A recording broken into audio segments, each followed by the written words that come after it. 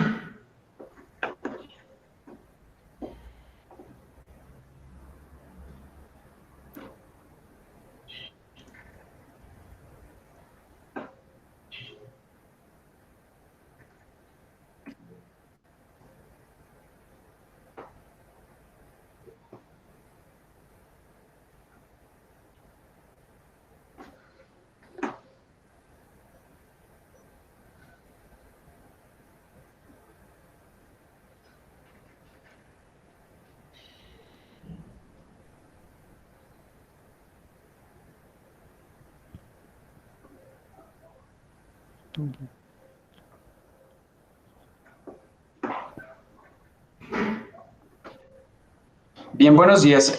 Nos tomamos un pequeño momento para ver si aparecen un par de personas más que nos hacen falta y luego iniciamos.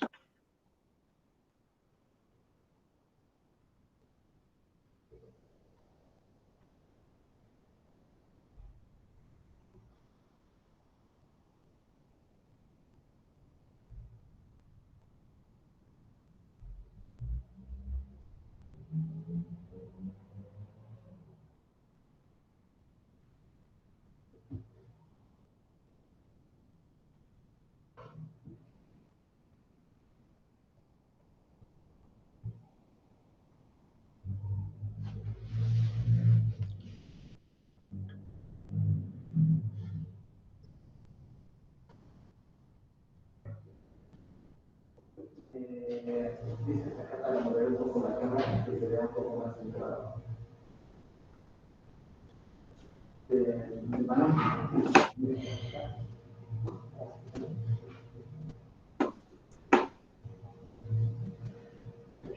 Bien, si gustan, para ganarle un poco al tiempo, iniciamos y verifico poco a poco mientras se van presentando que estemos todos para que el tiempo nos pueda funcionar mucho mejor.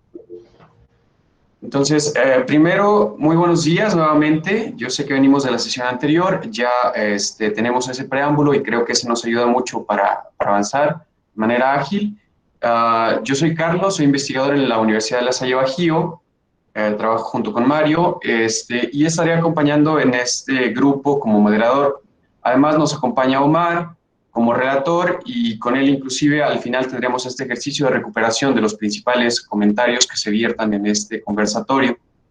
Iniciaríamos este trabajo que tendría tres momentos principales. En el primero yo les pediría que hiciera una presentación muy breve de sí mismo, de su trabajo, y luego tendríamos un segundo momento que es el más fuerte del conversatorio, en el que cada uno tendría 12 minutos para presentar sus respuestas al cuestionario que se les envió, y finalmente tendríamos un ejercicio de recuperación, como nos indicaban en la sesión anterior, de 5 minutos, donde Omar nos presentaría los principales detalles de la relatoría con una posibilidad de hacer algún ajuste o alguna anotación que nos pudiese estar faltando.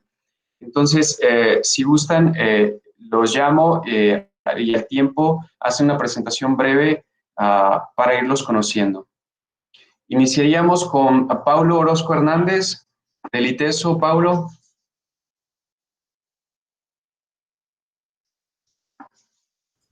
Hola, buenos días. Mi nombre es Paulo Orozco. Ahorita solo es presentación entonces, ¿verdad? Ok. Mi nombre es Paulo Orozco. Estoy en la ciudad de Guadalajara y soy profesor en una universidad que está acá que se llama el ITESO. Es la Universidad Jesuita de Guadalajara. Trabajo básicamente cuestiones relacionadas a soberanía alimentaria, cooperativas alimentarias, sistemas alimentarios sostenibles, comunidades de aprendizaje y práctica para la alimentación. Mucho gusto y gracias por la invitación.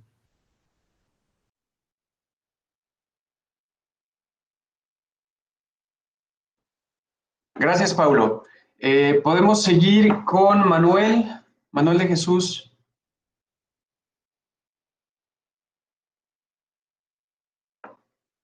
Creo que está apagado el micrófono. Perfecto. Perdón, acabo de entrar, soy Edith Yesenia. ¿Qué turno me toca? Sí, nos estamos presentando. Yesenia, en un momento le indico para una breve presentación. Entonces, en lugar de Manuel tenemos a Guillermo, supongo. Tenía apagado el micrófono. Sí. Soy Manuel. Soy Manuel Martínez Ramírez de Guajuapan de León. Soy productor de maíz criollo y jitomates. Y estamos en la mejor disposición de aportar. Perfecto. Muchas gracias. También tenemos por aquí al chef Irad. Hola, ¿qué tal? Muy buenos días a todas y todos. Mi nombre es Irad Santa Cruz. Actualmente estoy trabajando sobre la investigación y documentación de la cocina en Tlaxcala, la cual hemos dividido en 6 ejes fundamentales para poderla comprender, estudiar. Estamos colaborando con el grupo de mujeres guardianas de la tierra del maíz, una agrupación que la conforman 189 mujeres y hombres que siguen teniendo permanente y vigente la cocina en Tlaxcala. Muy buenos días, mucho gusto. Muchas gracias, Irad. Y finalmente tenemos también aquí a Yesenia, que acaba de ingresar para una breve presentación.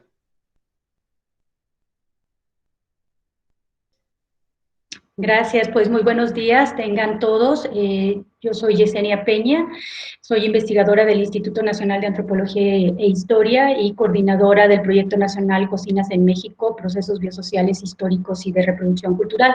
Un gusto estar con ustedes y poder aportar en Iber Cocinas. Perfecto. Muy bien, pues muchas gracias. Les agradecemos por su presentación y ahora daríamos inicio al diálogo. Cada uno de ustedes tendría un tiempo de 12 minutos para su intervención. Yo les voy a avisar cuando falten 3 minutos y sería una sola intervención por cada uno de los participantes para después pasar al ejercicio de relatoría. Iniciaríamos entonces con Paulo respondiendo a este cuestionario y siguiendo esta temporalidad de 12 minutos con un aviso previo cuando te falten 3 minutos. Gracias. Pues bueno, en respuesta a la pregunta número 1, considero que en las políticas públicas en México es donde se les está empezando a dar más importancia a la sustentabilidad, específicamente al agroalimentario. Considero yo por la participación de Víctor Manuel Toledo como parte del gabinete del gobierno es que se le ha dado más importancia a esto. Considero que antes de este momento era muy poca la importancia que se le daba a este enfoque o solamente se mencionaba en el discurso, pero a partir de ese momento yo noto claramente que se está poniendo más como una prioridad o por lo menos se está metiendo al debate porque también hay tendencias contrarias dentro del gabinete a ver la sostenibilidad como algo importante. A nivel local donde yo estoy en Jalisco, no es tan fuerte. Creo que es una tendencia general en el país, tanto por esto que comento y por la evolución y también porque ya todos nos estamos dando cuenta que si no consideramos la sostenibilidad, pues está en riesgo nuestra especie, pero por lo menos en Jalisco y en Guadalajara específicamente todavía no se toman en cuenta como se debería. El papel que juega la gastronomía en este sentido, considero yo que apenas es todavía más incipiente. Hace poco vi un plato del buen comer mesoamericano que promovió la Secretaría de Salud, lo cual me dio mucho gusto, que después de 500 años se dieran cuenta que pues todo este bagaje cultural que tenemos como zona zona mesoamericana es una apuesta o es por donde debemos de ir en vez de estar buscando otras dietas u otras gastronomías que también son saludables. Creo que también a partir de ese esfuerzo y otros esfuerzos que se han hecho por dar mayor importancia a la última parte del proceso alimentario nutricio, que es cuando estás comiendo en tu casa, cuando cocinas y comes, la gastronomía se ha ido posicionando, pero todavía hay mucho trabajo por hacer. Estas políticas públicas, considero también que después del 2008 están empezando a escuchar un poco más a los colectivos o a las organizaciones para poder trabajar toda esta cuestión de las cocinas, el patrimonio, circuitos alimentarios y soberanía alimentaria. Aparte de trabajar en la universidad, formo parte de una cooperativa de consumidores de alimentos agroecológicos que ya tiene 6 años y precisamente a partir de hace 2 años aproximadamente hemos recibido algunas invitaciones a formar parte de mesas, foros como en el que estamos hoy, otros convocados directamente por instancias de gobierno. Entonces ya nos están escuchando más, aunque creo que todavía falta un paso importante. Nos convocan, nos escuchan, pero ojalá lo que decimos realmente tenga un impacto en la política pública y no se utilice solo para legitimar esta. Las acciones para que se puedan facilitar la inclusión de todos los eslabones en esta cadena agroalimentaria, la equidad de género y la sostenibilidad, creo que debe de ser acciones muy localizadas. Algo que considero importante y que muchas veces cuando se habla de política pública se hace lo contrario, es localizar. Por lo general en política pública se busca una buena solución y la buscas escalar a nivel municipal, estatal, federal o hasta mundial cuando pasa alguna organización de este nivel. Y yo creo que más bien las políticas públicas deben de ser lineamientos muy generales que faciliten la localización de acciones, desde su definición hasta su operación, para que respondan realmente a las necesidades y en este caso, por el tema que hablamos hoy, a la cultura, a todo el imaginario, a todo lo que significa, muchas veces hasta el interior de los municipios. Hay municipios, por ejemplo, acá en Jalisco, Mezquitic, es el municipio con mayor población indígena de la etnia birrárica, o más bien conocidos como huicholes, pero que también tiene la otra mitad de la población mestiza. Entonces todavía hay que irnos más al interior del municipio y pensar en localidades o en poblaciones, en las diversidades culturales que hay. Entonces yo creo que las acciones que se deberían de hacer deben de ser en lógica de localización y no de escalamiento.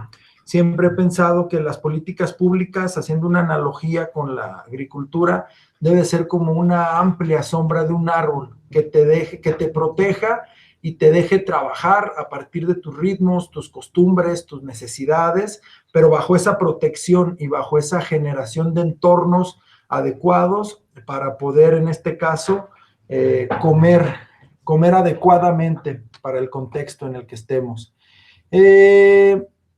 En cuanto a las políticas públicas que se demandan en relación con la soberanía y las cocinas iberoamericanas, pues creo que hay que considerar toda la cadena alimentaria o todo el proceso alimentario nutricio, desde la producción de alimentos hasta la cocina en casa.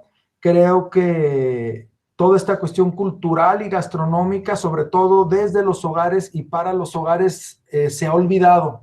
Muchas veces lo doméstico, que es lo que al final define la gente que come, después de las políticas públicas, después de la educación, después de la disponibilidad y accesibilidad de alimentos, lo doméstico es lo que define qué se pone en la mesa al final del día. Entonces, las políticas públicas deberían ir también encaminadas a que desde los hogares se tenga más información, conocimiento y se pueda definir también más.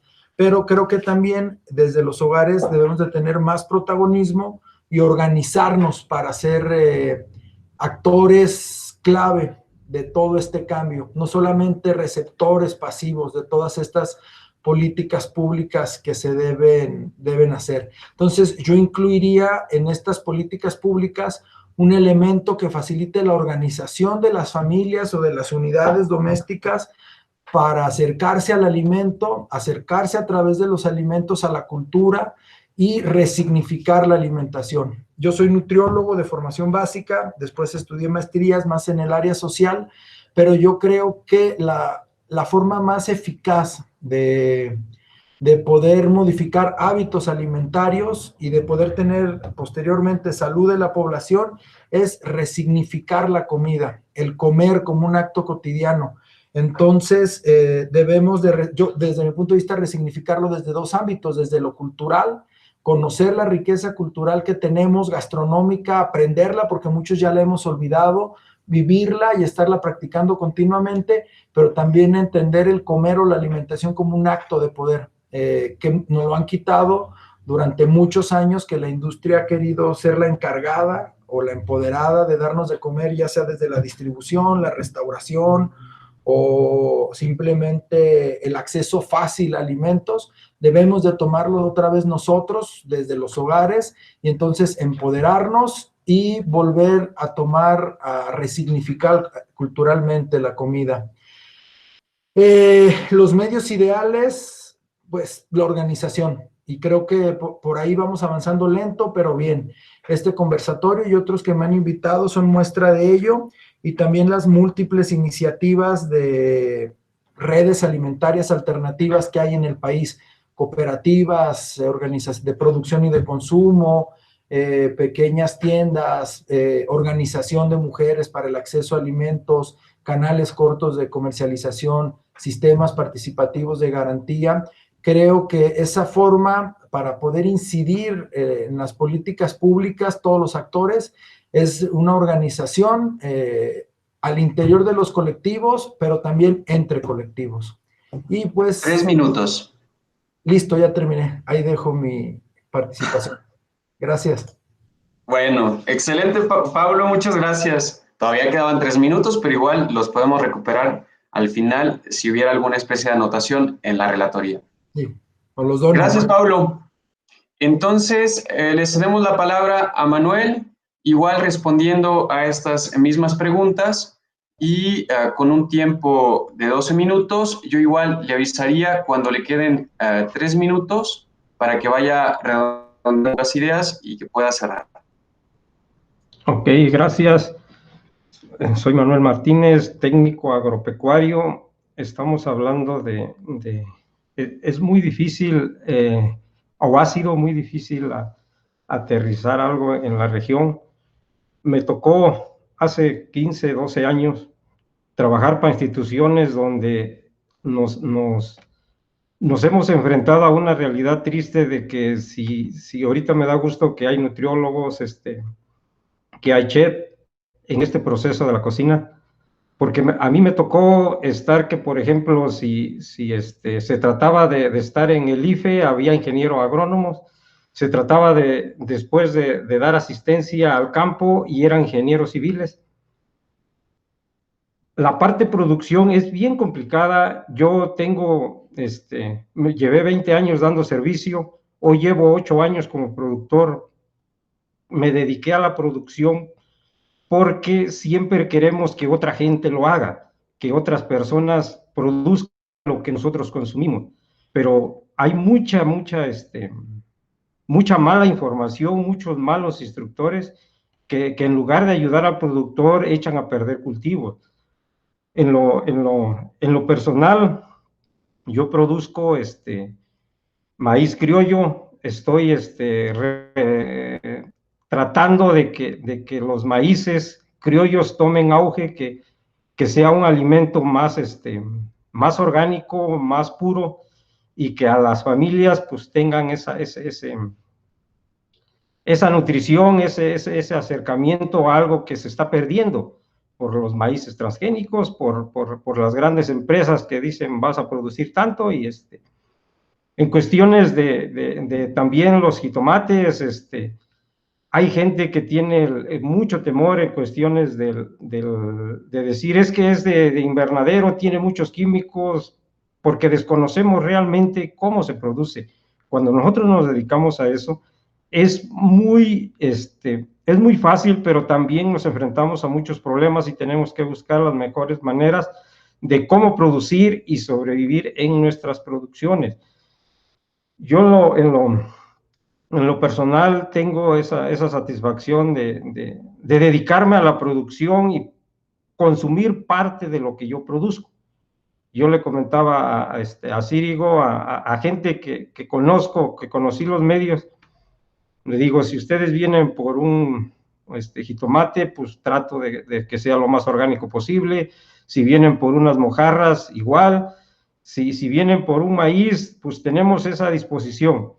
Yo les propongo a nivel, le proponía a presidentes, por ejemplo, ahorita con este problema de la pandemia, les decía, ¿por qué no retomar los mercados municipales, donde los consumidores tengan el acercamiento a los productos de la región, que no dependamos de las tiendas transnacionales, que aparte de caro, pues son productos marchitos, productos de cuánto tiempo de corte, que ya no tienen los requerimientos o han perdido el valor que tienen en cuestiones de nutrición. Y si retomáramos eso de ir trabajando en nuestros mercados locales, de iniciar esos mercaditos regionales, municipales, le daríamos un valor agregado a los productores, porque caemos en manos de los mayoristas, donde nos pagan poco y al consumidor les llega muy caro. Y el tiempo, que si hoy lo corto lo vamos a estar comiendo en 8 días, cuando ustedes saben, 8 o 9 días, pues es una devaluación, es una pérdida de nutrición. Me tocó, le comentaba, por ejemplo, en cuestiones de la manzana que comemos que viene de Estados Unidos, estamos consumiendo la manzana del año pasado, por eso es una manzana bofa, es una manzana deshidratada, que ya no tiene esos valores, cuando en la región hay productores que producen una manzana criolla, una manzana fresca, de 3, 4 días de corte, pero que hemos caído en esas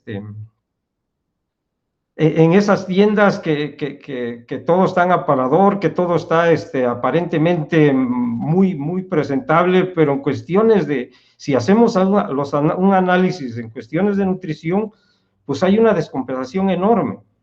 Y es por ahí donde yo trabajé para varias instituciones, llevo 8 años dedicándome a la producción y trato de que cuando un productor se acerca conmigo, alguien en la parte de asistencia, alguien en parte, trato de platicar la realidad que nos enfrentamos, la realidad que estamos, que de alguna manera estamos sobreviviendo, pero parte de lo que consumimos es más natural y más nutritivo, y tratamos de compartir hacia lo que es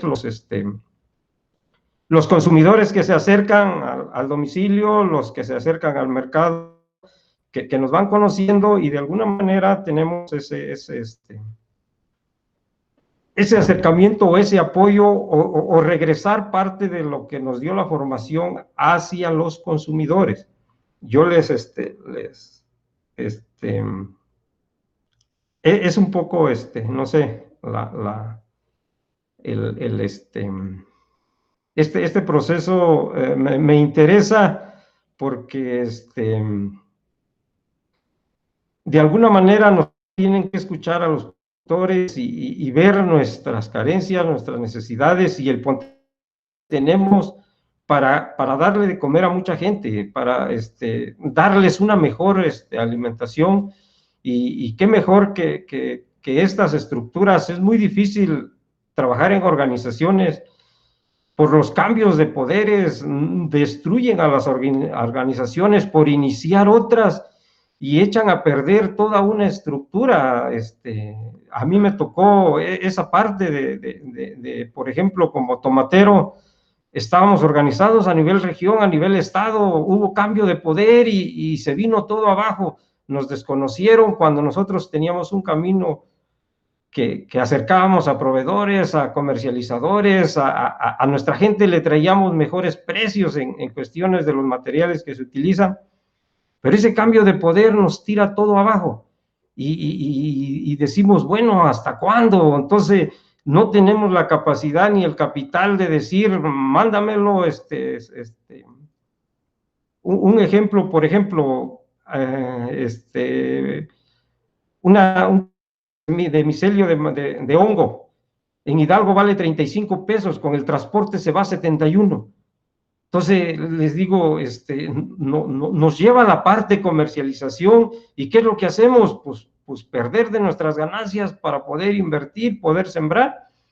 Pero le digo, y cuando es a nivel organización, si voy a comprar 10 kilos, podemos comprar 100, mejoramos precio, mejoramos transporte, y hacemos, o sea, nos va mejor a todos. ¿Por qué? Porque al comprar más barato, podemos vender más barato.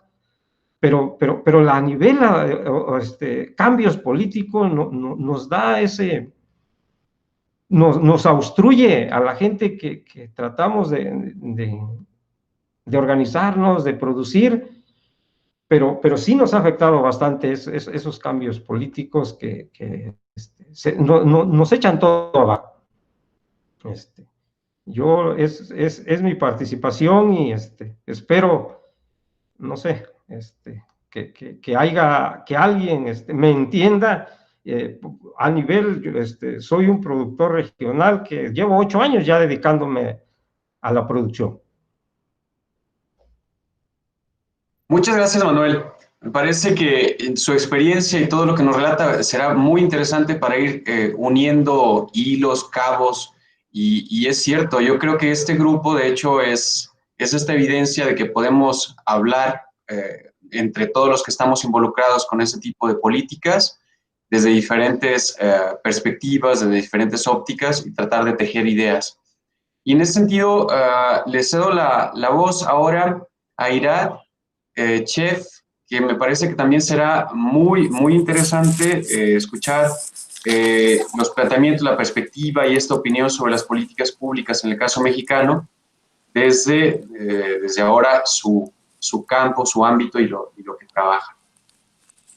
Gracias, Carlos. Gracias por dejarme hacer el uso de la palabra. Pues bueno, yo quisiera comenzar platicándoles que hicimos un breve resumen de todas las anotaciones, de las respuestas a las preguntas que ustedes plantearon en el documento. Realmente lo que yo voy a leer no es mi propia respuesta, es respuesta de muchas mujeres y de muchos hombres que pertenecen a la agrupación Guardianas de la Tierra del Maíz. Por supuesto, estas respuestas fueron una lluvia de ideas de todas las personas que siempre están con nosotros en este trabajo y en esta labor de la cocina. Entonces, si me permiten, voy a hacer uso de la voz, en donde voy a leer sintetizadamente las respuestas a todas las preguntas, sin irme escalonadamente una por una.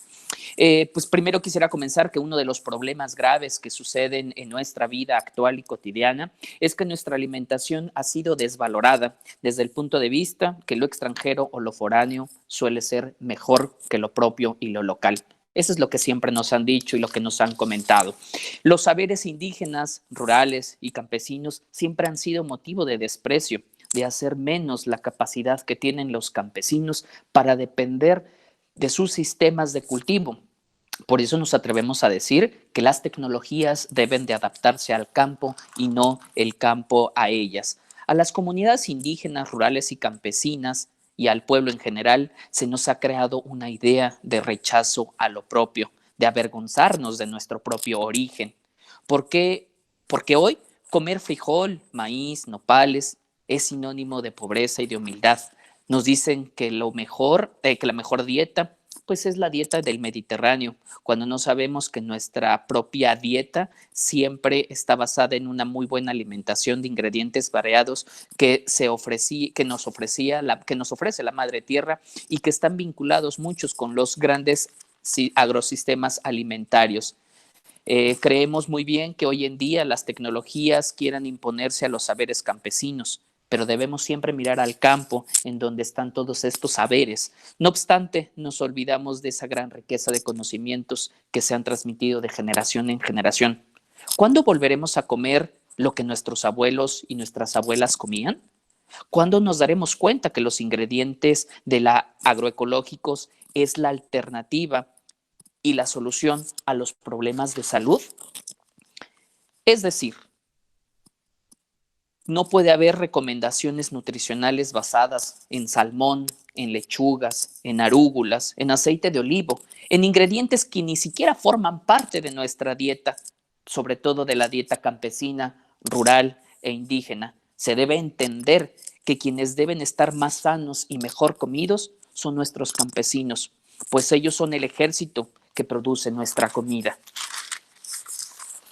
Creemos que es de útil importancia que exista desde la educación básica una materia, y por qué no decirlo, materias que hagan reflexión, información y educación sobre cómo se producen los alimentos. Pues bien, no se trata de satanizar a nada ni a nadie, pero sí poner en contexto lo que estamos comiendo.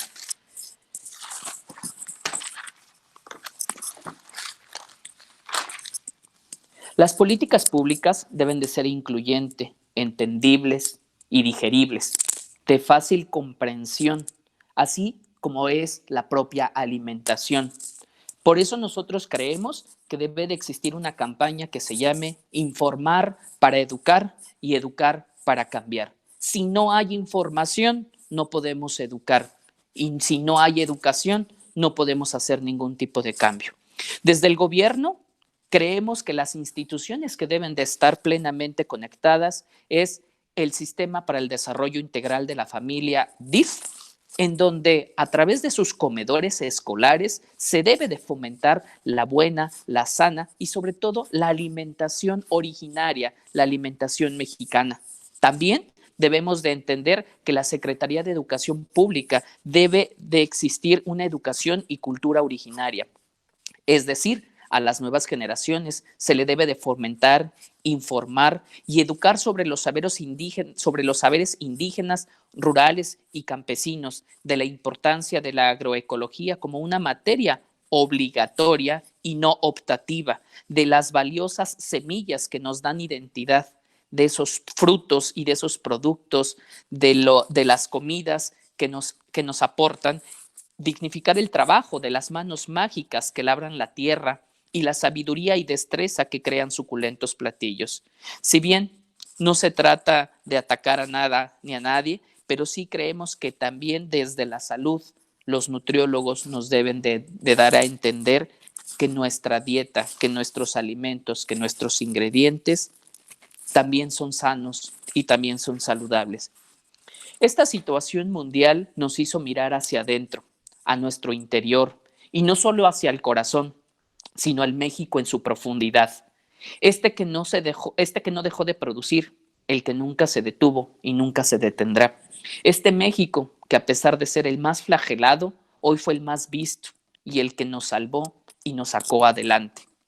Su cocina, su campo y la agroecología.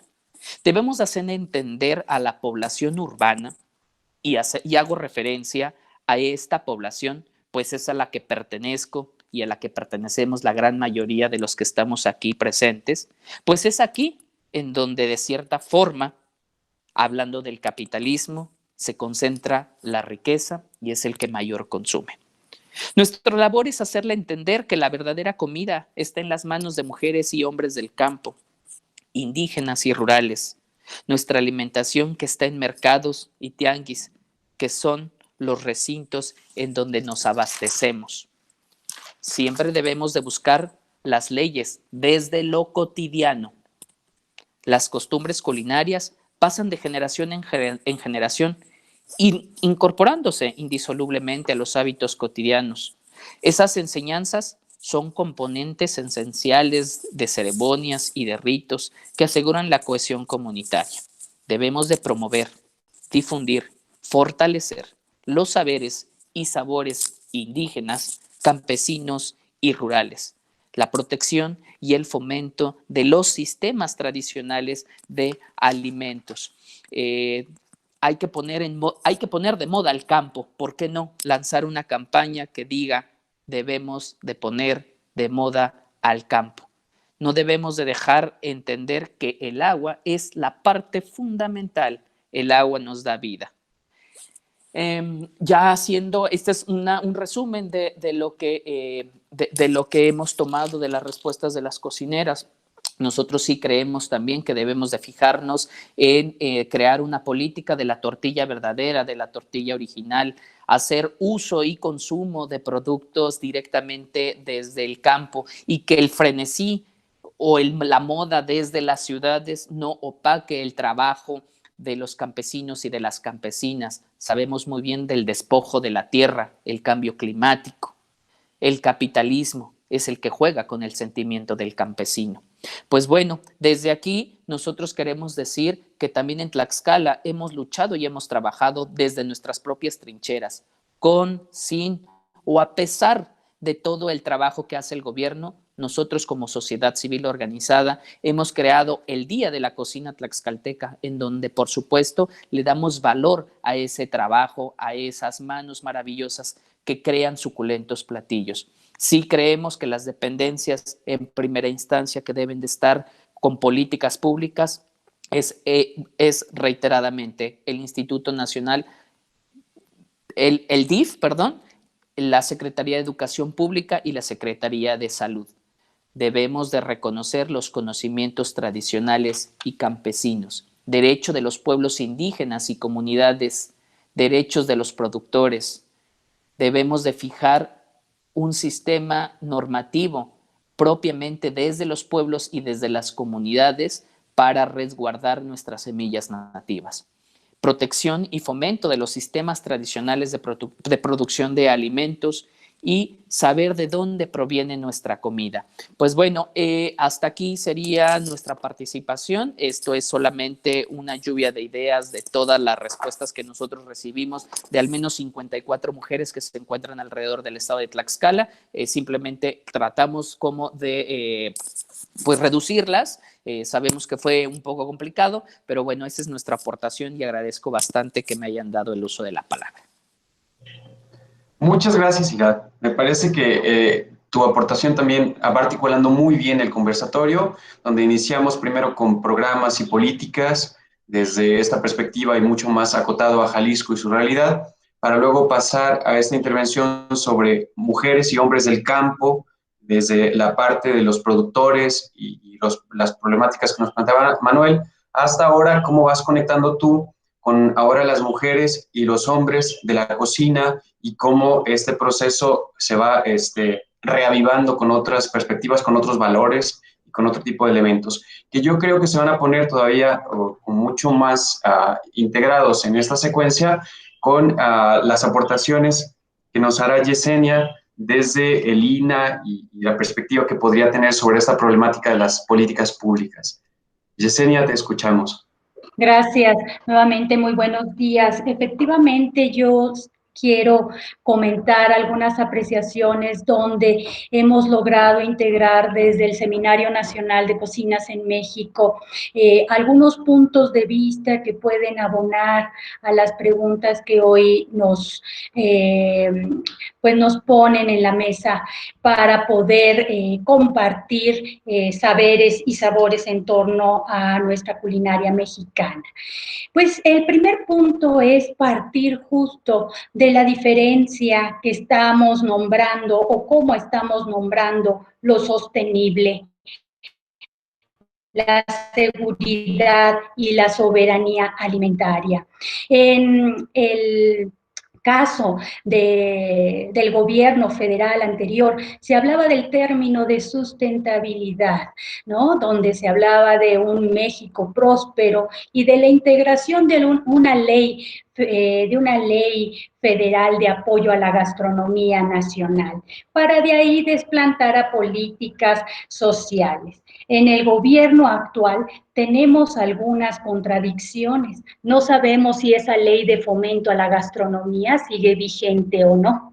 Y el segundo elemento que tenemos de un gran conflicto es justo cómo el tratado que se firmó puede dar libertad o no a los productores actuales y garantizar la democracia en cuanto al desarrollo de los productos de México y en relación a productos de importación. Son dos grandes problemas que vale la pena poner en la mesa del debate cuando se habla de lo agro, de las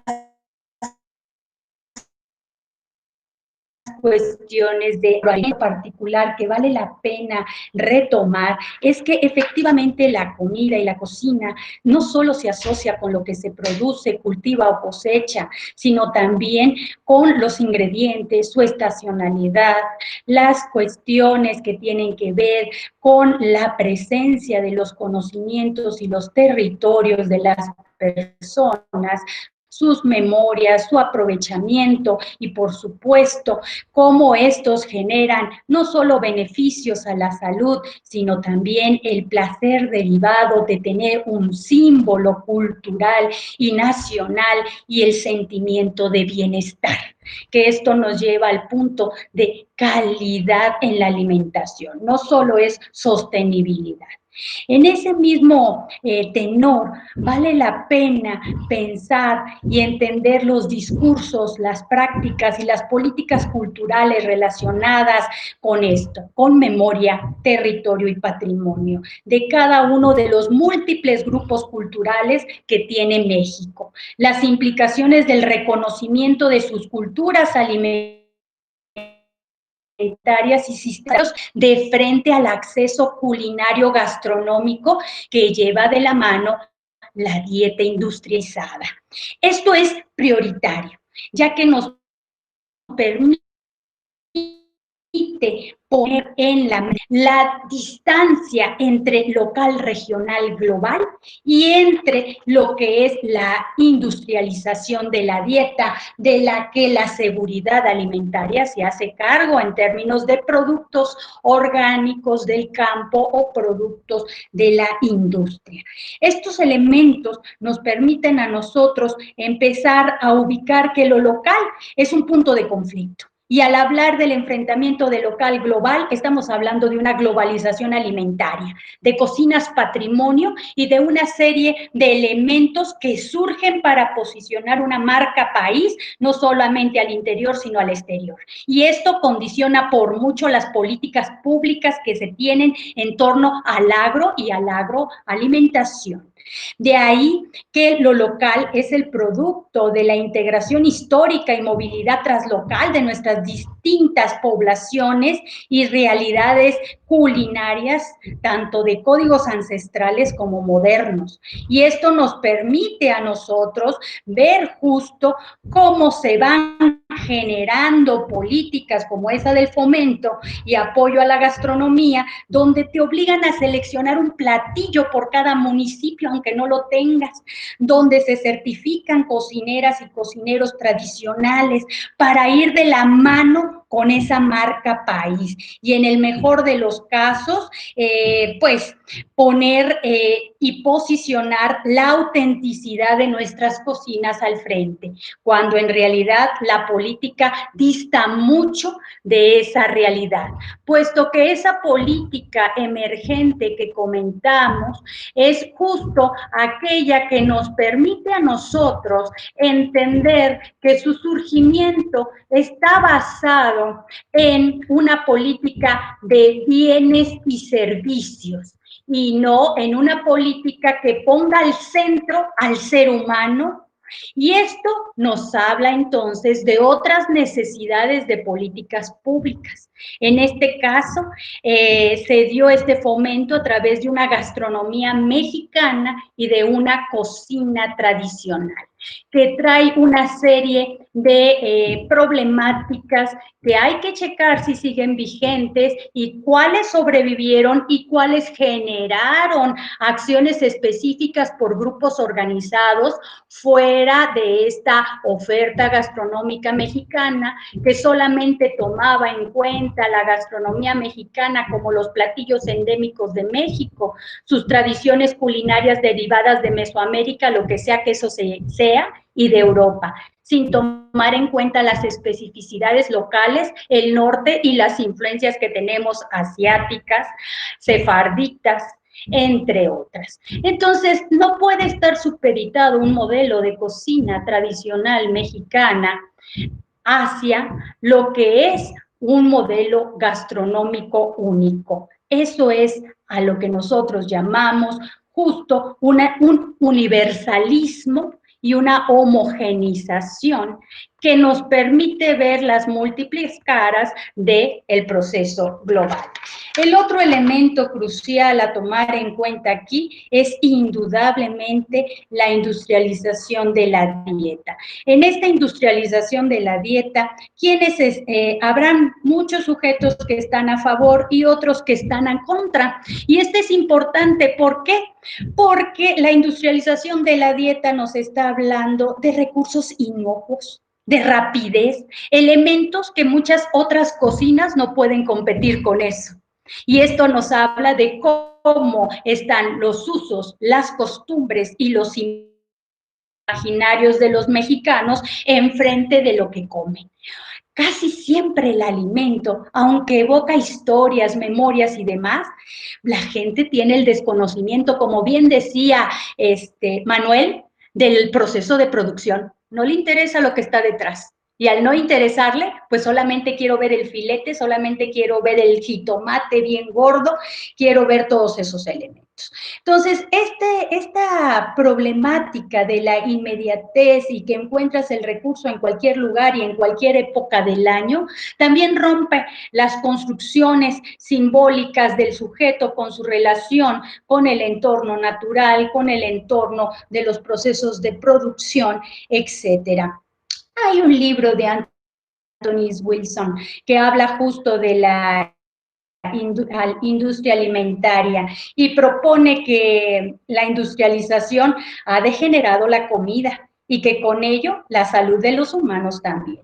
La industrialización de los alimentos en México es muy antigua, tiene más de 100 años. Surge en la Segunda Guerra Mundial y tenemos muchas industrias que lo han desarrollado. Pero a esto se le suma también la llegada de la tecnología 4.0 del Big Data.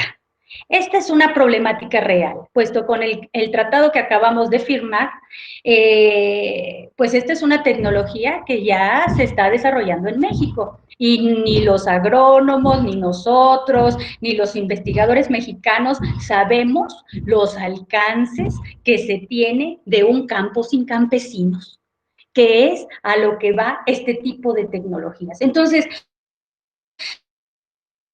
tenemos también, aparte de estos elementos, pues la industria química que va de la mano. Y en la industria química donde se preparan los sabores, los aromas, los perfumes, los colores, ¿no?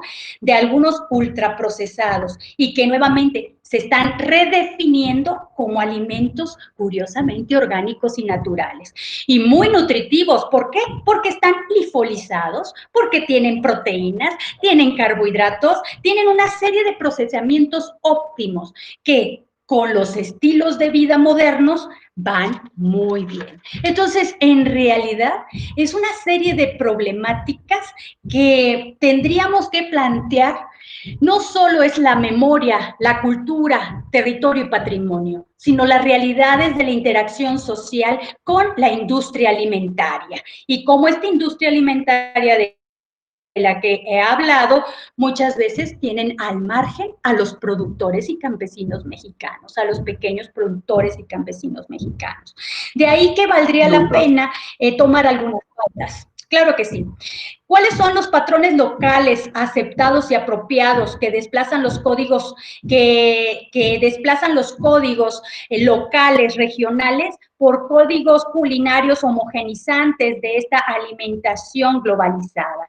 Las cocinas se enmarcan comercialmente como un bien de consumo. Entonces, dentro de estas, ¿cuál es el papel del mercado culinario turístico global y las competencias con otras gastronomías mundo y otros patrimonios mundos?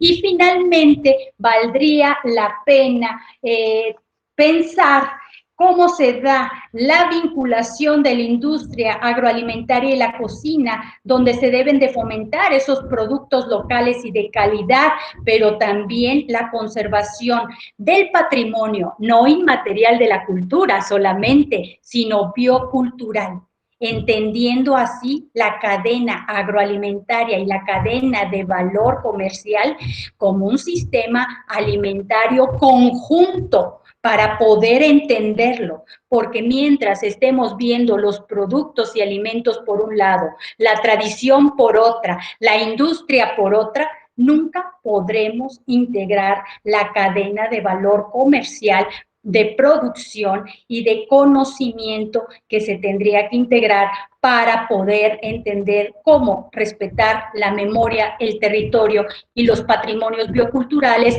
en cuanto a sostenibilidad de nuevos productos de acuerdo con las ideologías mexicanas y los planteamientos políticos contemporáneos. Muchas gracias y espero que sea de alguna utilidad lo comentado. Por supuesto.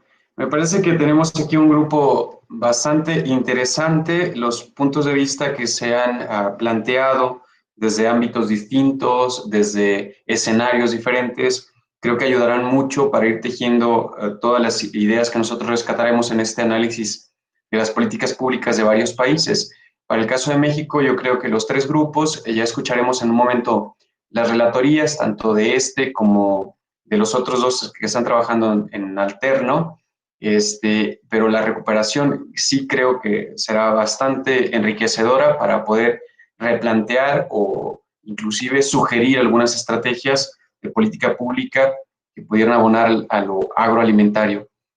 Finalmente, en ese ejercicio, en unos cuantos minutos, me gustaría que Omar se presentara y que nos diera algunas de las pautas principales de la relatoría de este conversatorio antes de regresar a la reunión general. Omar.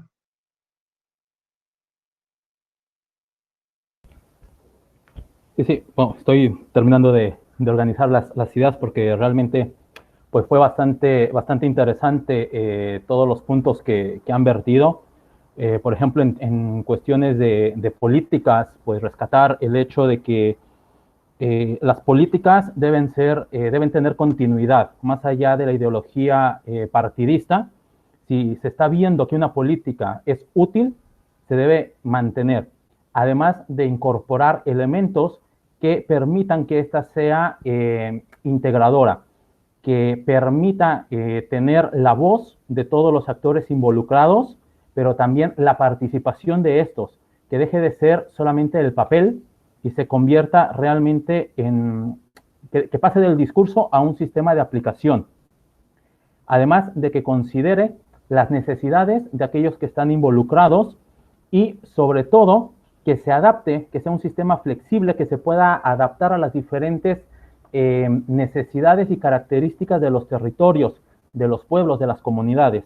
Dejar de que sean políticas que van de nivel nacional y que se tienen que copiar a nivel estatal y municipal.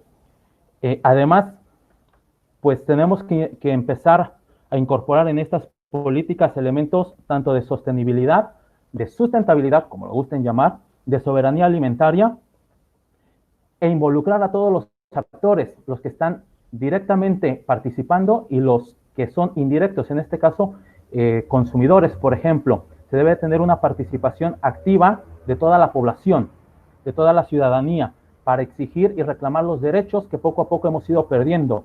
El derecho a decidir qué tipo de alimentos queremos consumir, el hecho de decidir qué tipo de productos queremos tener en nuestra mesa.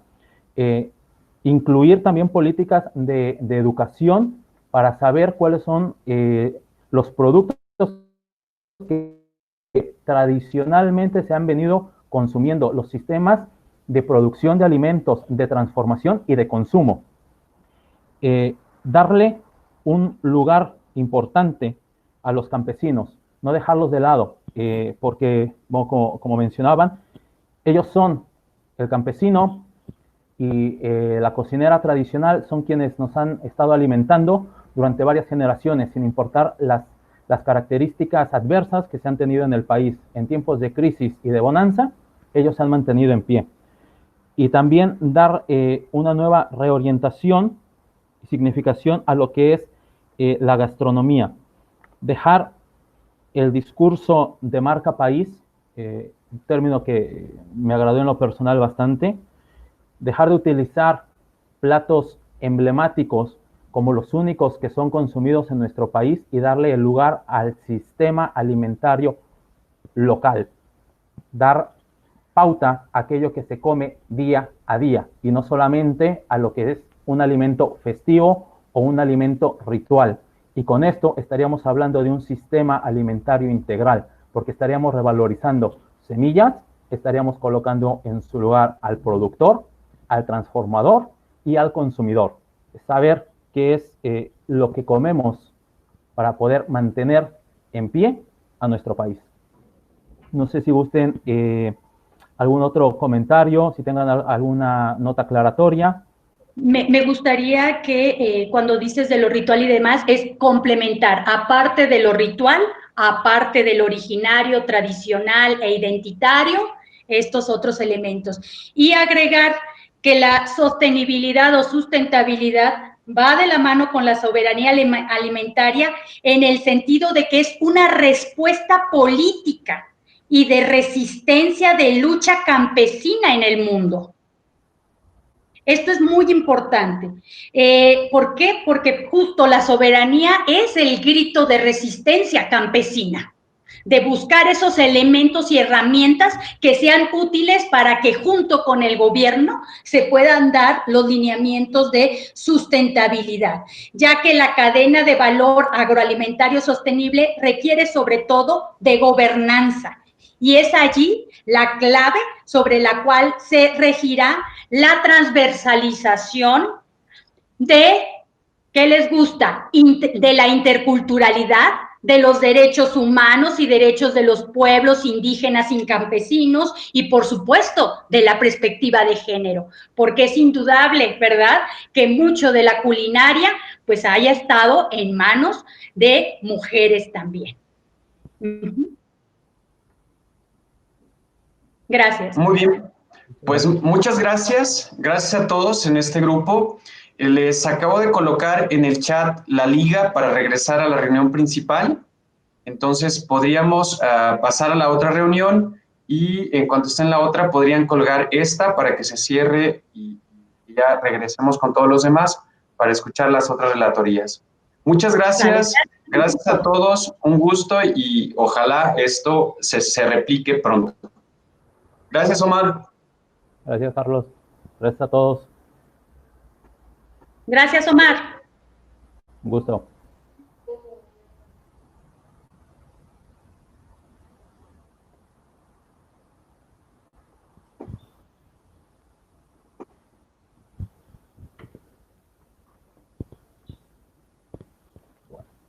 Vamos al otro. Listo, Omar. Gracias. Un gusto. Igualmente. Venga. Vamos en contacto. Va bien, cada vez está más grande el trabajo, ¿eh? Te veo luego. Venga.